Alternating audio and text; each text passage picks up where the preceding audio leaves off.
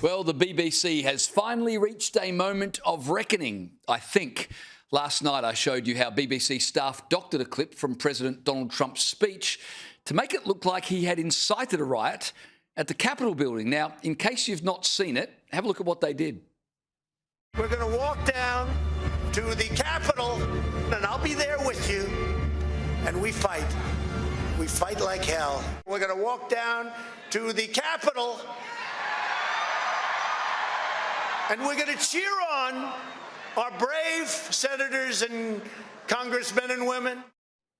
Unbelievable. But there was more. There was evidence of bias against Israel in the Gaza conflict and evidence of bias in the trans debate, where the BBC deliberately pushed a pro-trans agenda. Well, today, BBC Director General Tim Davie has resigned, and so too has BBC CEO of News, Deborah Turness, who less than an hour ago had this to say.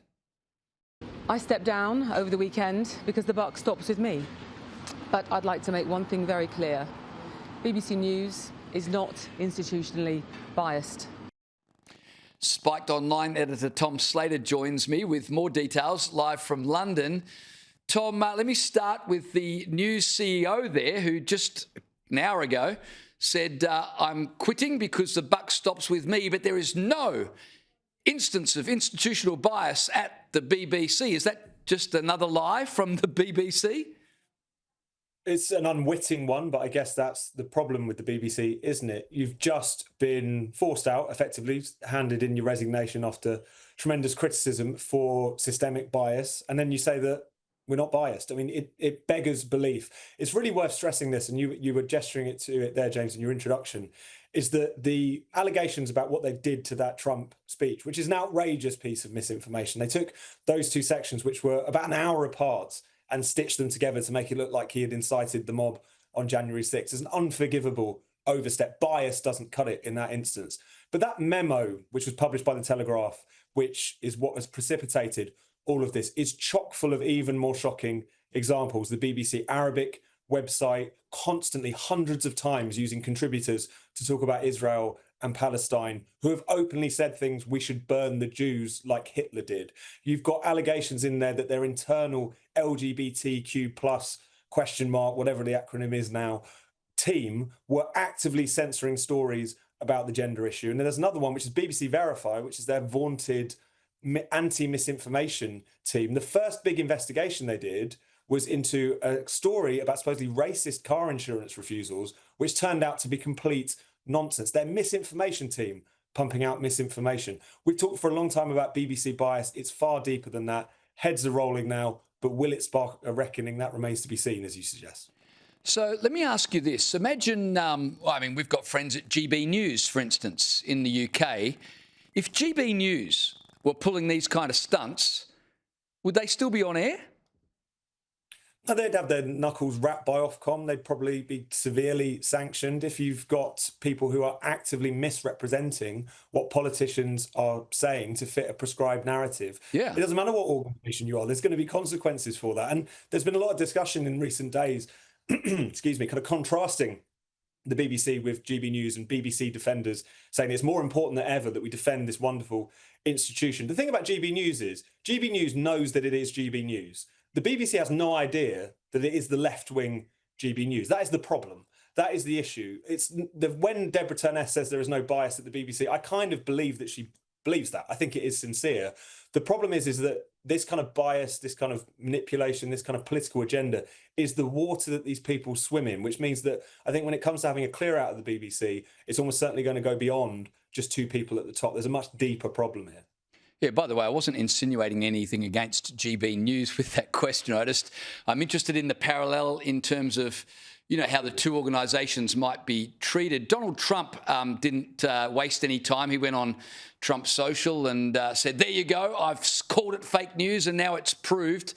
Not only that, but I guess for the national broadcaster, Tom, to be essentially defaming the President of the United States, the UK's most important ally, the BBC are meant to act in the interests of the people of Britain. This would be blatantly acting against the national interest for their own ideological purposes. I don't know how else to put it. No, I think that's very well put. And I think what's also been so striking about the reaction in recent days is there has been an attempt to present the exit of Tim Davie and Deborah Turness as effectively the corporation bowing to right-wing pressure. That's both from the White House, but there's also kind of all kinds of conspiracy theories doing the rounds about various members of the BBC board who are Tories by background, and therefore they've engineered this. I mean, if there is a kind of right-wing coup at the BBC, it's been the most ineffectual one in history. And every time that the BBC is attacked, even quite rightly, as the White House are well within their rights to have done in this instance, the move is always to be incredibly defensive. It's almost like we have to ignore these criticisms because otherwise we can't defend the institution. If people within the BBC or outside of it really want it to continue to exist, to continue to maintain its reputation both here and around the world, which has taken a hell of a knock over the course of the past week, they need to take these questions seriously. What we've seen since then is just deflection, as I say, conspiracy theories, and a refusal to accept that anything has gone wrong, even when a dossier enumerating dozens of times in which it has gone wrong has been presented to them. If they can't learn from this, I don't think there is any scandal that could shake them out of this. Just one more question on this. I was talking to my panel just before you came on air, and there's reports that there'll be now an inquiry into the BBC's handling of climate change and how they've reported that. What do you expect that inquiry to find?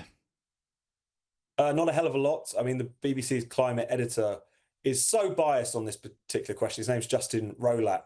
He has actually been wrapped over the knuckles by the internal editorial complaints unit at the BBC for just flat out saying completely factually incorrect things. He's still in post, still posting things out at the BBC. This is another area which I think is one that will be investigated next, but will the BBC market its own homework for the umpteenth time make that much difference? I would be surprised.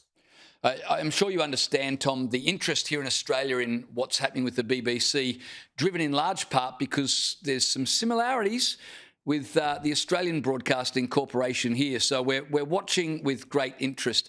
Just before I let you go, I want to ask you about a consideration on behalf of Keir Starmer with regards to asylum seekers who have been staying in hotels at exorbitant cost to the British taxpayers. He's now considering a trial scheme in which asylum seekers would be offered the equivalent of $200 a week to leave taxpayer-funded hotels. No surprise, Brits aren't happy with them staying in hotels, but neither are they happy with the idea that they might be paid to leave the hotels. No, and this is exactly the problem. The issue of illegal migration is that people have been allowed to enter the country illegally and therefore should be removed. The government think it's just about getting them out of the hotels, that those protests are purely that people aren't happy with the hotels being used in that way. As ever, the issue is upstream from that. They need to tackle that. And the British public are not so dim that they're not going to notice you're just trying to move the issue around, which is what the government has been trying to do. Exactly. You nailed it, Tom, as you always do. A delight to talk to you. Thanks for joining me tonight.